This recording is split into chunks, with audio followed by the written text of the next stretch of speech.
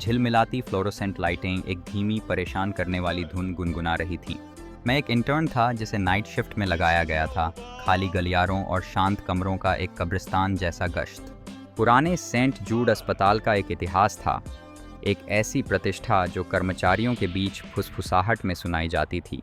वे कहते थे कि इसमें भूत हैं, लेकिन मैंने इसे पुरानी लोक कथा मानकर खारिज कर दिया। लंबी अकेली रातों में समय बिताने का एक तरीका।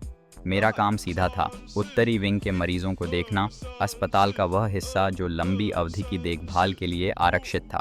पहले कुछ कमरे बिना किसी घटना के थे। मॉनिटर की लयबद्ध बीप एक आरामदायक यद्यपि नीरस ध्वनि थी। लेकिन जैसे ही मैं कमरा 357 के पास पहुंचा, मेरी रीढ़ में एक सिहरन दौड़ गई। दरवाज़ा थोड़ा खुला हुआ था, अंधेरे की एक दरार मुझे अंदर आने का न्योता दे रही थी। मुझे पता था कि कमरा खाली होना चाहिए था। मरीज श्रीमती गैबल नाम की एक बुजुर्ग महिला कल ही गुजर गई थी। मैंने दरवाज़ा धक्का देकर खोला, कब्जे विरोध में चरमराए। कमरा ठंडा था, एक अप्राकृतिक ठंड जिसने मेरी सांसें रोक दी। बिस्तर करीने से लगा हुआ था, एक बेदाग सफ़ेद चादर कसकर तनी हुई थी। लेकिन कुछ गड़बड़ थी। धूल भरी खिड़की पर एक छोटा बच्चे के आकार का हाथ का निशान था, और कोने में पड़ी रॉकिंग चेयर धीरे धीरे हिल रही थी, जैसे कोई अभी अभी उठा हो।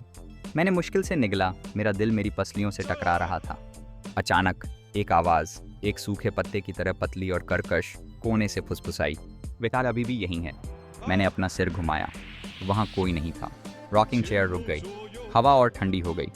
फिर मैंने उसे देखा। बिस्तर के पैर पर एक धुंधली पारदर्शी आकृति खड़ी थी। वह एक महिला थी। उसके बाल चांदी के उलझे हुए गुच्छे थे।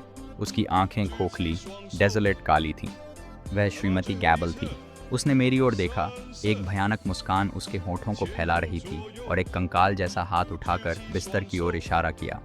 मेरे खून में ठंड दौड़ गई क्योंकि मैंने उसकी नज़र का पीछा किया। बेदाग सफ़ेद चादर के नीचे दबी हुई एक छोटा पीला हाथ धीरे धीरे ऊपर उठ रहा था।